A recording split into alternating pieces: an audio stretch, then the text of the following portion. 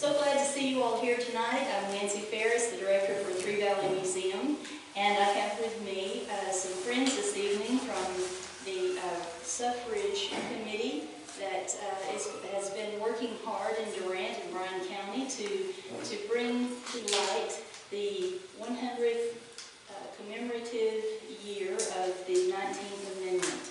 So we're going to talk a little bit about that. I know that we discussed some things on Thursday when Margaret Taylor came and told us about some things, but I thought that it would be kind of a fun deal if we, first of all, talked about the condition of our nation at that time. And I'm kind of in the dark, so I should have made this in bigger print. I can tell you that now. But you know, this happened in, we're just going to set up a little bit about what our country was like at that particular time. You know, jazz music was real popular in the 20s. Woodrow Wilson was the president, and our governor was James Robertson. He had just defeated R.L. Williams, who was our guy here in Bryan County. R.L. Williams was the third governor of Oklahoma and was from Durant, and the more I read about him, the prouder I am of him, because he had a lot of influence in his time here in Oklahoma. So always very proud to hear about things that he's done. He was involved in so many different things. We were a young nation back then, and in 1906, Oklahoma was still divided into Oklahoma Territory and to Indian Territory. So although other states were working hard to bring the women's right to vote to a head or to a vote, Oklahoma was held back because Washington didn't really want to recognize us because we weren't a state. We were still two divided territories. In 1906, the Enabling Act of 1906 allowed the first steps to be taken toward making Oklahoma a state. And they did that in 1907. Initially, if you'll remember, Guthrie was the capital of Oklahoma, and in 1910, the capital was moved to Oklahoma City. R.L. Williams was the governor at that time and was instrumental in designing and building the state capitol. They said that he didn't want the dome on the capitol because we were just coming out of World War I at that time. And he said that's a waste of material, it's a waste of metal, and a waste of money. So they didn't put the dome on it until 2002. But although we were a nation that was just coming out of the war, World War I, we were also a nation on the move. And when we think of the 20s, we talk about the roaring 20s, and, you know, seemed like good times to me. Everybody, the girls wore the shorter skirts, and they danced the Charleston, and jazz was the hot music, and then there was that prohibition thing. You know, women have, for a long, long time, made a big dent in changing or controlling or dictating the morality or the moral condition of our nation and of our schools and of our communities, and because women are thinkers. And so during the days of Prohibition, the women had decided that it was this relentless pursuit of alcoholism or alcohol that was causing a lot of the social problems in our country. They made bathtub gin back in the 20s when they were having speakeasy clubs that people could go and dance and party and play jazz music, and you know, that was the drink of the day in a lot of the towns. But the Prohibition movement kind of moved alongside the suffrage movement. A lot of those same women crossed over from one cause to the other, and they made a difference in our state.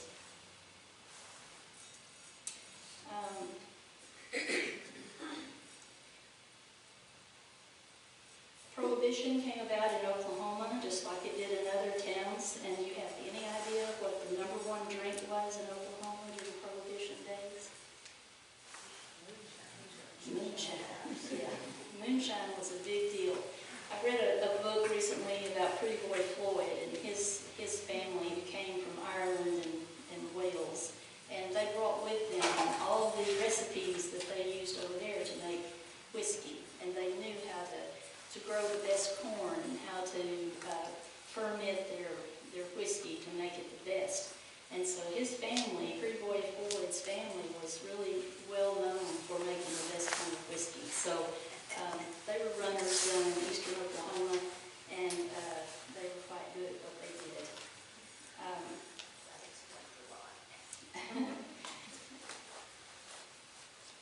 There were members of the suffrage movement and the temperance movement that that worked together on a lot of their projects to help women to get the right to vote in Oklahoma. One of the big slogans of the temperance movement that really seemed to work for them was, "Lips that touch liquor shall not touch ours." So, that came out in December, and in January, that law was passed. So, I think that was a pretty smart logo, and it seemed to work really well. They were making great strides in policy making by first starting a movement that established prohibition and by getting rid of intoxicating liquors in the United States. They thought that that was really causing the moral downfall of our country, and they tried to really kind of stamp that out. I took a trip in December to see Colonial Williamsburg, and if you've never had the chance to do that at Christmas time or any other time, it's a great place to visit. And one of the things that I learned was that alcohol has always been a big deal in our country. They had lots of parties, they had lots of punch back in the colonial times, and the kids drank, the women drank, the men drank, and we got a constitution out of that, people. So don't feel bad when you hear things and you think you drink. But anyway, I guess that moved on through the colonies and on to out west, because that seemed to be an issue. So the 18th Amendment dealt with prohibition and morality and trying to bring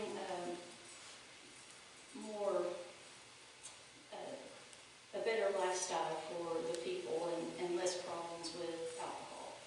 The attitudes toward women in the 1900s, the editors of the papers were still, and the political leaders and the temperance groups, they all supported the idea that women citizens should no longer be considered as illiterates, minors, felons, insane, or feeble-minded. So women who took a stand were really put down. They were really, a lot of them were just, how dare you take a stand on something like this. So after the 1900s, that kind of began to change a little bit, and people started to listen to what women had to say. The dress of the suffragettes included purple, like this, and purple stood for royalty, loyalty, and dignity. They wore white for purity and green for hope. And there was always hope. They were obliged to wear the colors as a duty and a privilege. So when they went before a crowd and they were carrying their signs and trying to encourage people to vote for women's rights, they always wore those colors, and people could identify with them. They wore the colors wherever they marched, and the signs that they carried included messages like these: votes for women. Resistance to tyranny is obedience to God. Boy, that's a strong one. A woman's place is in the Constitution. One was for Woodrow Wilson, who was our president. It was, Mr. President, what will you do for women's suffrage?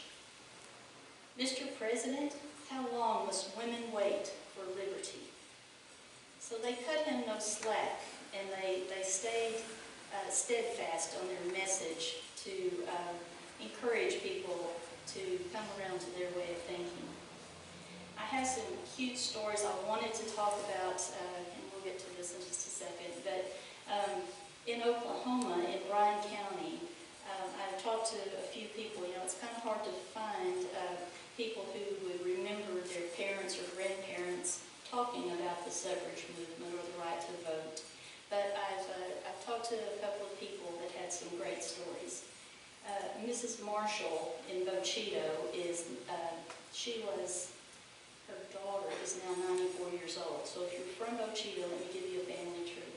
It's Bob Easter's wife's parents that I'm talking about. So Bob Easter was the son of MC Easter, which was the king of Bocheto for lots of years.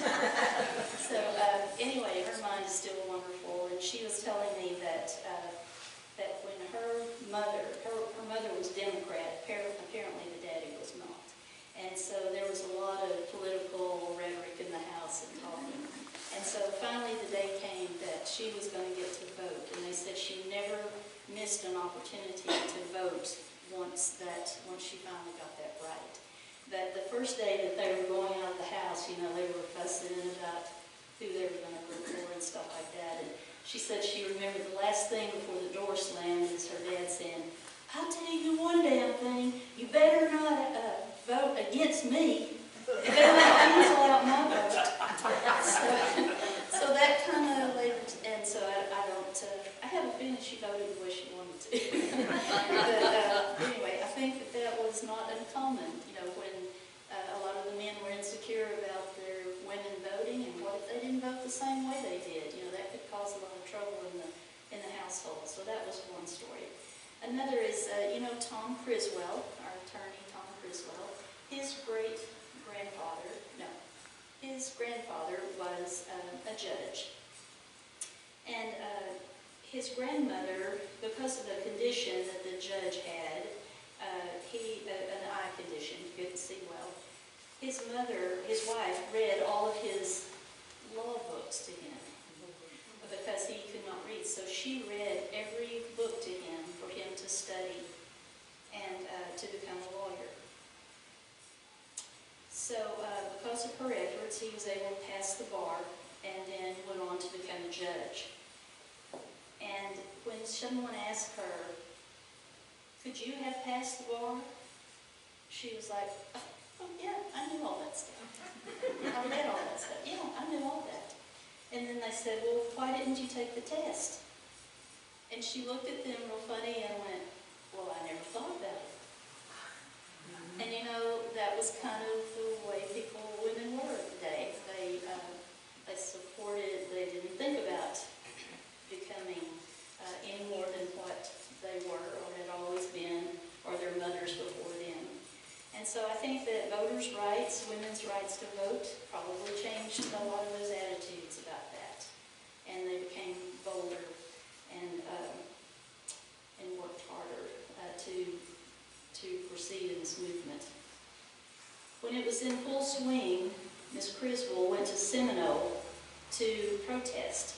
She and her other friends handcuffed themselves. Now, Seminole was where her husband was judge. So she and her friends go to Seminole, and they handcuffed themselves to a fence that encircled the courthouse. So she was so afraid that at the end of the day, when the judge would be mad at her. But on the way home in the car, he surprised her by saying, "I'm proud of you." And when given the chance, she signed up right away to cast her first vote. So that was a great story, I think, in Oklahoma history, and a good tie to Bryan County.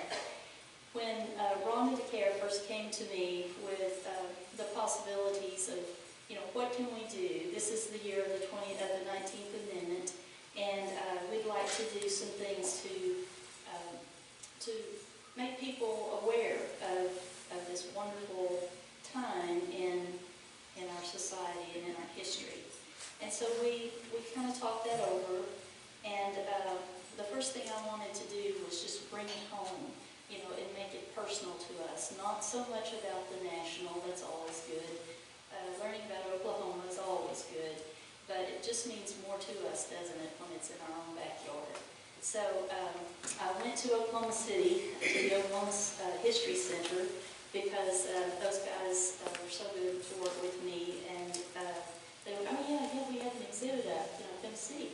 So I went up there with the idea of, I was looking for something from our neck of the woods. And the first exhibit that I saw was this one. And it has a pen, like an ink pen, the inkwell type pen in there. One of the first thing off the bat, it said, this is the pen that R.L. Williams used to sign the resolution to put the women's right to vote on the ballot. And so, there's my man then. He hasn't let me down. He always comes in for me. So I was so thrilled then, because then that collection, became part of me.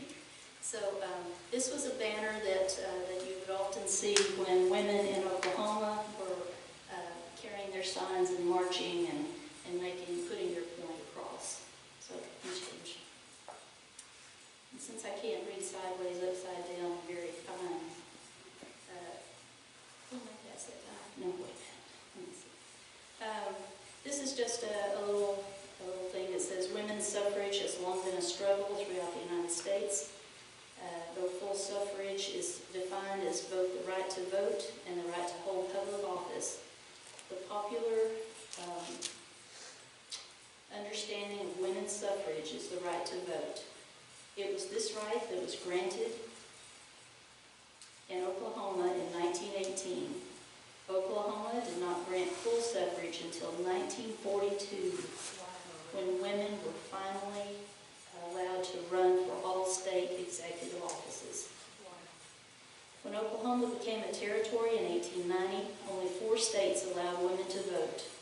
That would be Wyoming, Colorado, Utah, and Idaho.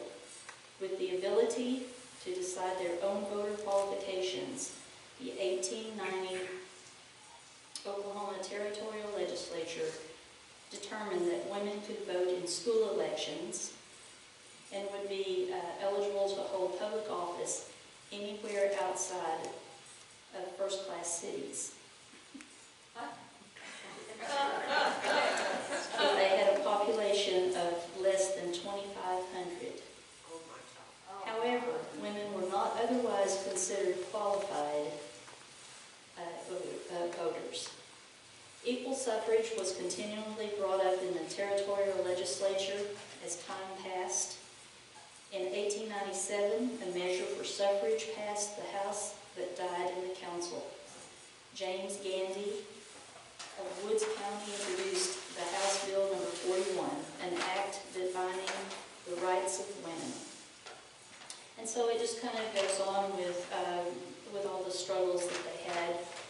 On March 16, 1917, the legislature voted for a clean suffrage amendment to be voted on in the general election in November of 1918.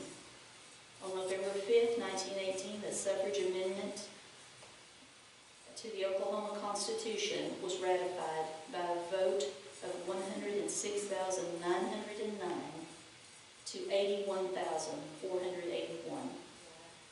Equal suffrage nationwide for white women was not granted until 1920 with the passage of the 19th Amendment to the U.S. Constitution. Black women did not get full voting rights until the Voting Rights of 1965.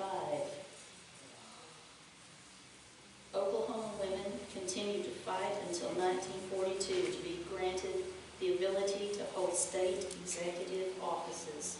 The granting of this right ended the battle for full female suffrage within the state. Okay, you turn that thing. Everybody lean to the left. I had this done this morning. I should have checked that out better. According to the Daily Oklahoman, these women posed in front of a voting booth in Guthrie after they had cast their ballots. Remember, Guthrie was still or had been the state capital.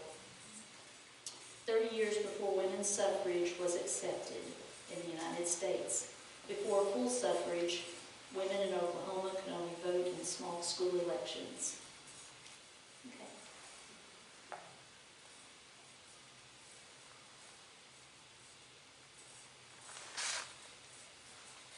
Miss Anna Huff, second row from the left from the top, of Guthrie, Oklahoma, attended a national suffrage meeting in Detroit in the early 1910s. Huff later spent 3 years in the Oklahoma legislature. I'm saving you all money by showing you these pictures. They didn't know I was taking these, and you don't have to drive to Oklahoma City. Is this about the flag? Does that say Alicia Paul? Need to go forward. Go to the wrong flag.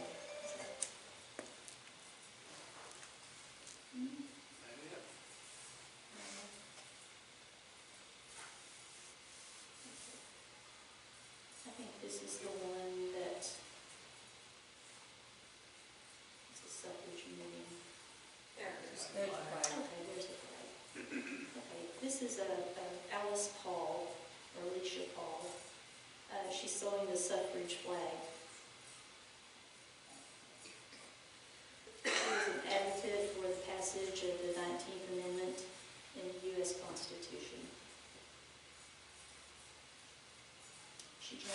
She also went to England and marched with women there to gain suffrage and voting rights in England, and actually served some time in a jail there and joined a hunger strike.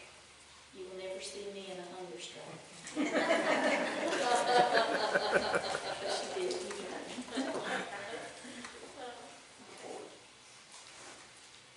Just go to the next. Go to the photograph. This is my favorite photograph because you know that's me on the right here. I love this hat. These ladies were in Washington, D.C. and love the way they dress. This was a group of women who attended the 1913 National American Women's Suffrage Association March in Washington, D.C. An estimated 500,000 people watched the parade down Pennsylvania Avenue, and many of whom were heckled. They heckled the female participants of the march. Let me just say that although I'm talking a lot about women, it wasn't just women who wanted this. A lot of men were very much for women's rights to vote. And because they all held such high offices, had it not been for them, no matter how hard we worked, you know, a lot of things would not have been passed without their support. So I'm not a man basher. I want to give them credit for all that they did to help as well. You can turn. Okay. These are. Huh?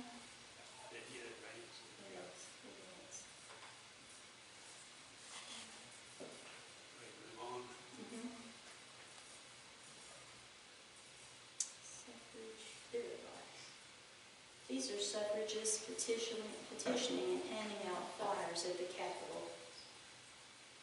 And they had their own little flyers, and it was called Suffragettes or something. It's, you can just barely read it. Yeah, I can barely see that. Let me see. SUFFRAGIST. They sold them for 5 cents, so I'm sure it was just, you know, some propaganda about the points they were trying to get across to the crowd. Okay. You can see they're in their white dresses with the green and purple and white sashes. You can move. And go one more time. Laura Clay, if you go to, yeah. All right, this is Laura Clay of the National American Women's Suffrage Association. She spoke in support of the suffrage in Oklahoma Territory before 1906, before the 1906 Oklahoma Constitutional Convention. Clay was a leader both in Kentucky and across the United States for equal rights and women's suffrage. So you can move it. These ladies would go all over the country and wherever they needed help, the ones who were more experienced in putting on parades or making these things come before the eyes of the people in a certain town, they would go and give their help and support to that. This sign says, "To ask freedom for women is not a crime. Suffrage prisoners should not be treated as criminals." So they were being arrested, for just putting their viewpoint out there. So they were saying they shouldn't be treated as criminals. This is Helen Gardner and Carrie Catt. They were both very hard workers in the suffrage movement. In 1920, Ms. Catt was appointed to the United States Civil Service Commission, the first woman that was ever appointed to a high federal position.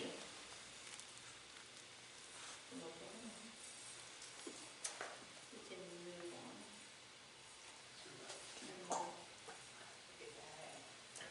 Look at that hat, yeah. Okay, there is a hero among all of us here at Grant who have learned some history about a lady named Aloysius Larch Miller. She was the secretary of the Oklahoma State Suffrage Ratification Committee. And this is a photograph of her marker, or a memorial that they made for her in Seminole, I think. She, the reason that she is our hero is she gave her life to ask Governor Robertson to call a special session in the Oklahoma legislature to ratify the 19th Amendment to the U.S. Constitution. When the state attorney general spoke at the Democratic convention in opposition of the special session, Larch Miller, who we've come to say ALR because her name's kind of hard to say, she attended the speech against doctor's orders. Speaking to the group, Larch Miller contracted pneumonia and influenza, dying 2 days later on February 2nd, 1920. Approximately a month after her death, the Oklahoma legislature met in special session and ratified the 19th Amendment. Governor Robertson ordered the state flag to be flown at half-mast to honor her, a martyr to the women's suffrage movement in Oklahoma.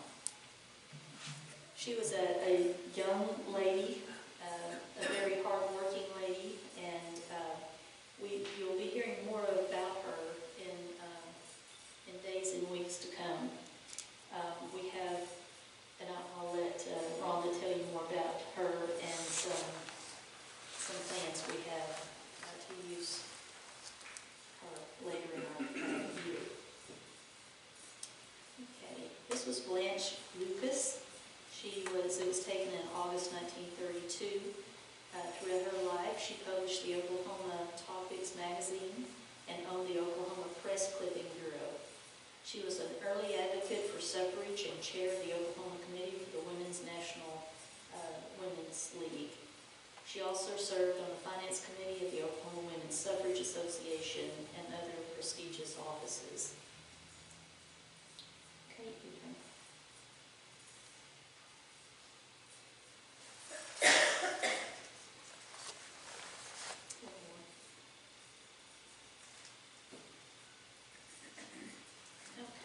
This was Election Day. This was women voting on North Broadway in Oklahoma City in a proposal that women be allowed to hold executive office in Oklahoma. Women were not granted this right in the state until 1942. Notice the lines and paint strokes on the photograph. This image was originally used by the Daily Oklahoman, and the paint helped create depth within the image.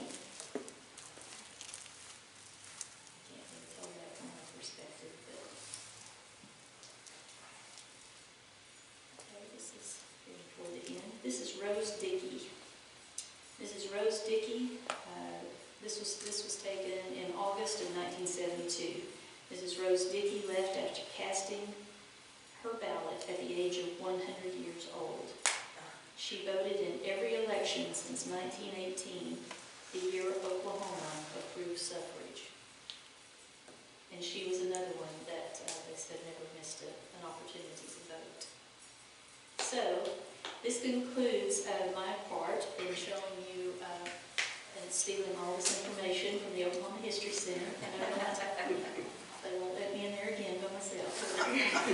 But it was such great information, and I was so glad to get to hear our story. And of course, you know, once R.L. Williams welcomed me to the front door, I was at home. So I just think that we've had some great women who made great strides and a huge difference, not only in Oklahoma, but all across the nation. I'd like to ask Ronda to come up now and talk to us a little bit. She was the chairman of the committee that is putting so many wonderful programs together throughout this year. And she is dressed like a suffragette might have been back in the day. So please make us welcome Ronda DeCaire.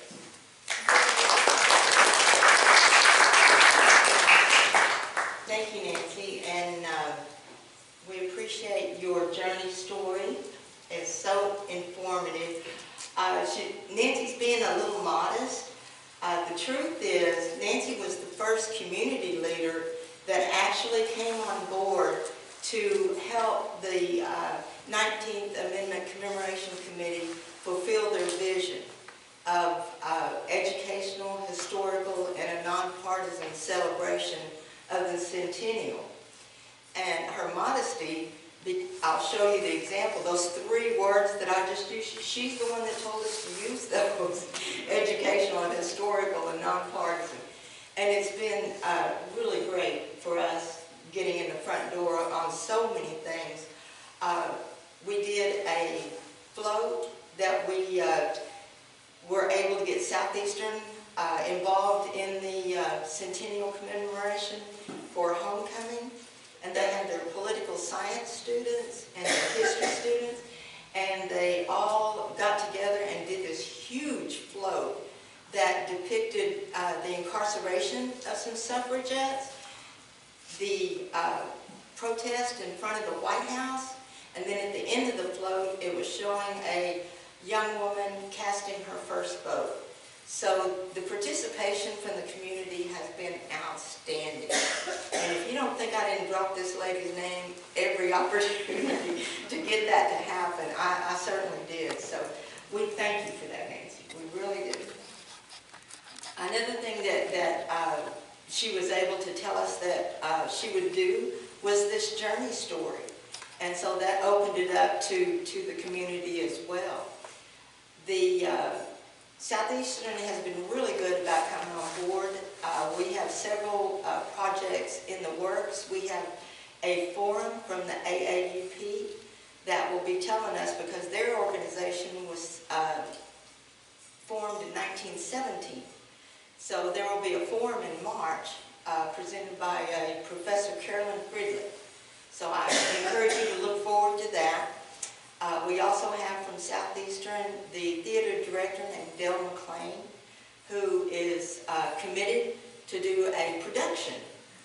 And one of the reasons that we have vested in some of this period clothing is that we will be going to area schools and portraying historical suffragettes for classrooms and assemblies and presentations throughout Bryan County. Our first historical portrayal was done by a young woman by the name of Carissa Thompson, and she did Susan B. Anthony for the Lions Club, and now she will be doing Susan B. Anthony again for the Durant Middle School on February the 7th. So we're excited about the community involvement. I can't thank Nancy enough for being the first one on board. And we have a Facebook, doesn't everybody, a Facebook group called the Bryan County 19th Amendment Celebration Group. So I encourage you to go see that. It has our itinerary of everything that we'll be doing. All of our things that are coming up. Ladies, is there anything else that I need to mention?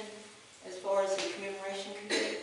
Oh, the Bryan County Genealogy Library and Archive that's housed in Calera, they will be compiling a book of all of our activities in Bryan County.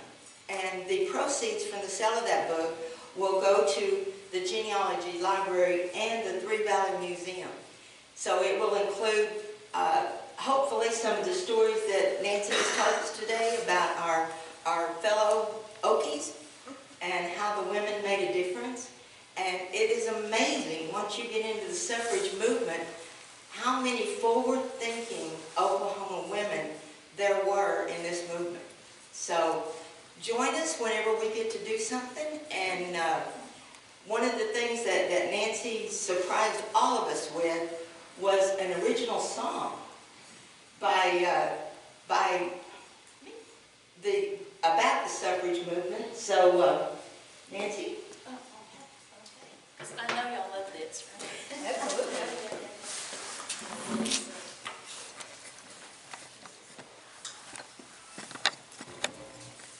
Another thing that we'll be doing is, like I said, we'll be doing all the rural schools. So I'm from a small town, so check out your school newspapers and see when we may be coming. We're excited that Durant Middle School was the first school to schedule with us, so we're excited to see how that's going to go.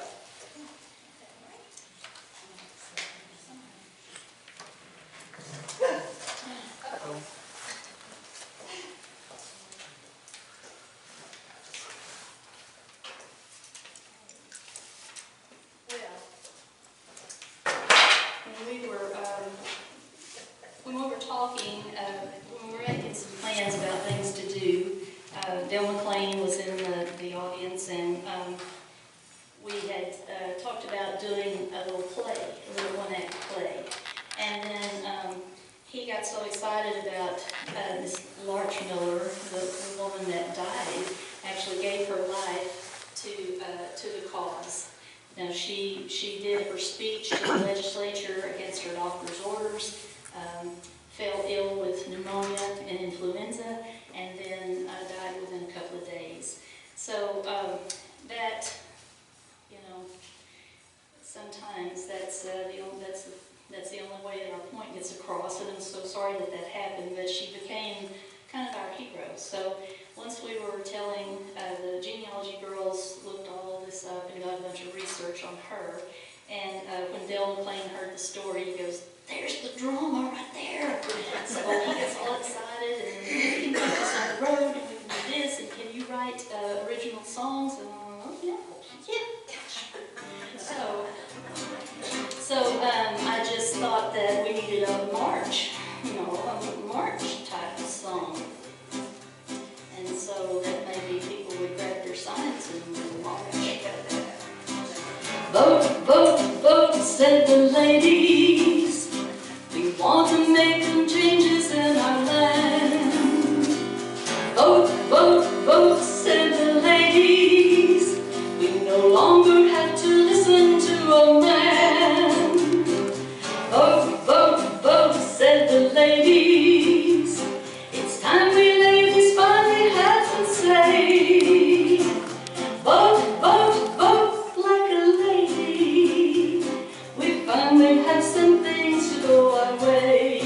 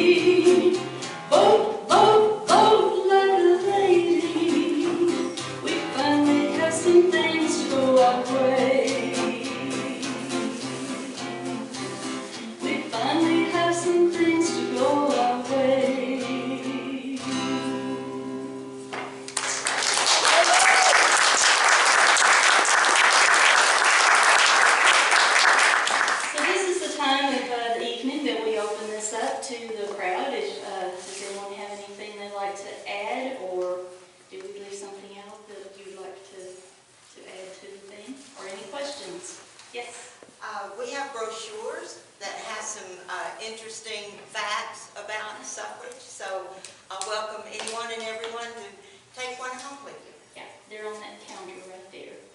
So be sure to grab one of those. And watching your Facebook page and the newspaper and things that will be coming out throughout the year.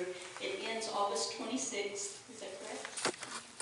We'll be wrapping up with a dinner on Equality Day, which is August the 26th. Oh, okay. So, So hear that? A dinner. Wait. Oh, was I not supposed to say that? So thank you all so, yes ma'am? Oh, I was just going to say that Daughters of the American Revolution nationally sponsored a contest this year, and we've had some local winners. I think we've had 9 or 10 local, and those will be sent to the 6-state area, and there's one I think that Nancy has locally on display somewhere. Yes, it's out by the suffrage signs that you see in the Native American room when you come in. It's on an easel there, and you'll see it. It's a poster. And what grade level was that? That was 8th grade. Okay. So she's saying that they had a poster contest, and we will have some going to the national level. Is that what you said? Some of the winners will be. Yeah. They're going to the South Central Division, which is the 6-state area, and from there they go to national. Oh, okay. All right. Very, very good. All right. Nancy, Yes. an interesting point maybe was that in 2017 and 18, there were more women registered businesses in this country than men. According to Business Report, more women registered businesses than men did. So, what happened 100 years later? And the ALM that Nancy mentioned, that is from Oklahoma, her and 4 other ladies, since you brought up business, founded one of the first banks in Oklahoma. So they were pretty forward-thinking women. So thank you for bringing that up. That's so true. Yes. I just want to say that Barbara Rackley and I were members of the Durant Business and Professional Women's Organization for a number of years. And as presidents, we had given to us at the end of our term was a type of album of the whole year.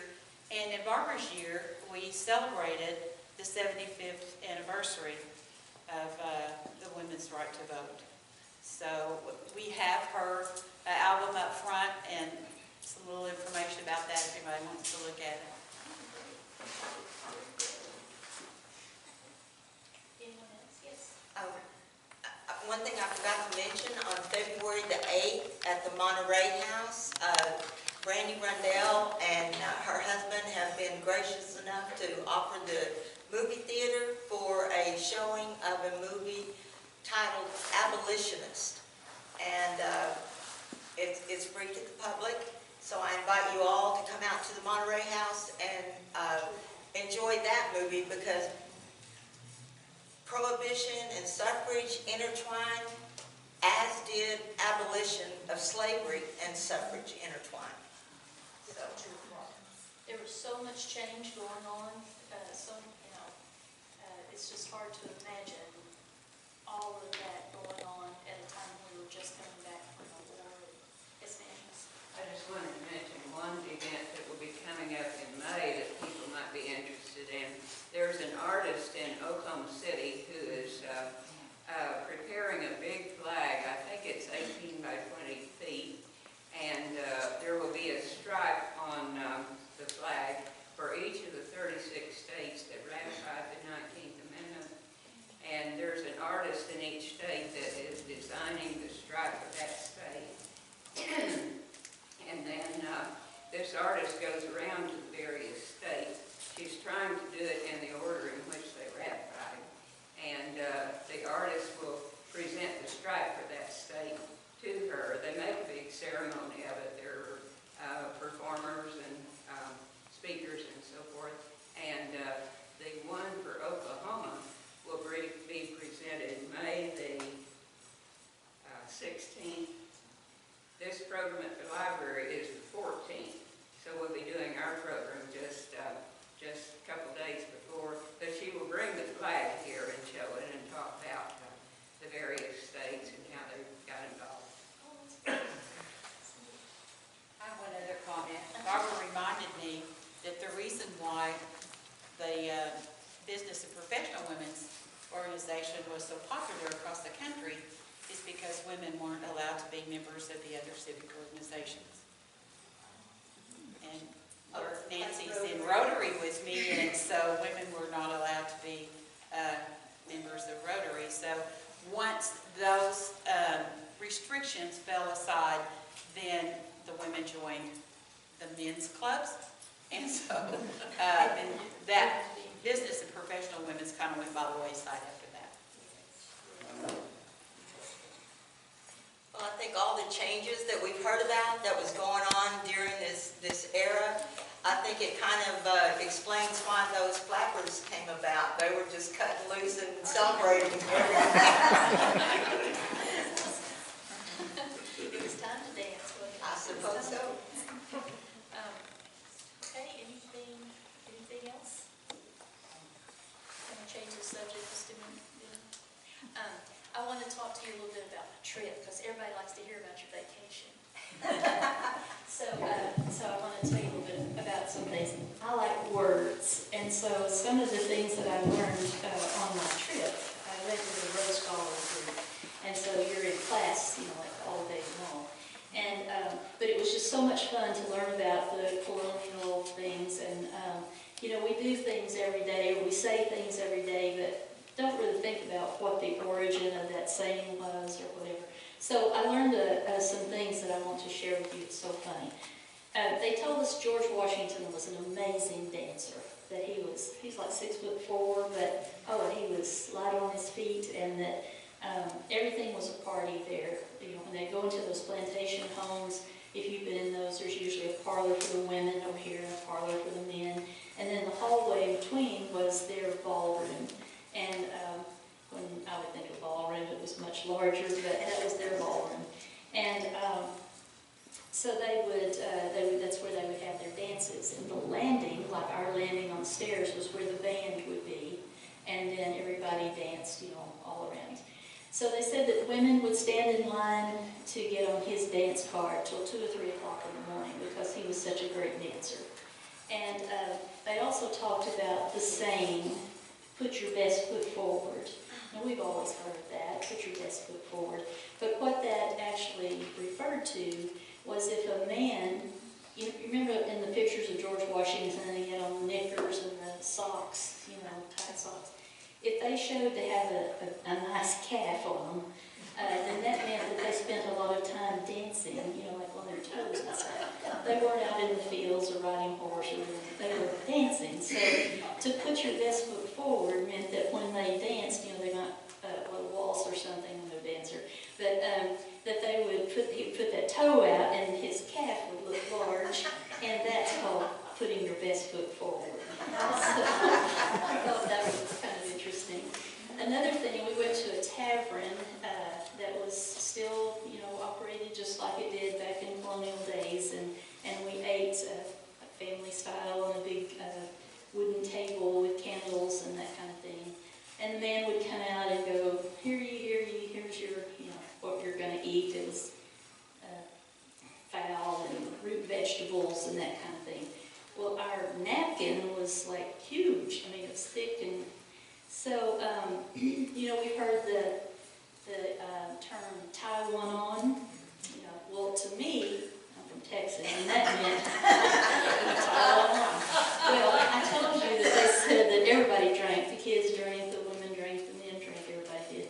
So the guys would, or the people, I guess mostly probably men, would go to the taverns and they would drink and eat and get sloppy and all that. So the napkins were 3 feet by 3 feet in size, and the waitress would go around and tie it on them so that they wouldn't get their uniforms messed up. So that's where the term tie one on came from. So maybe it did have to do with ale and drinking, but it was keep them from being so sloppy.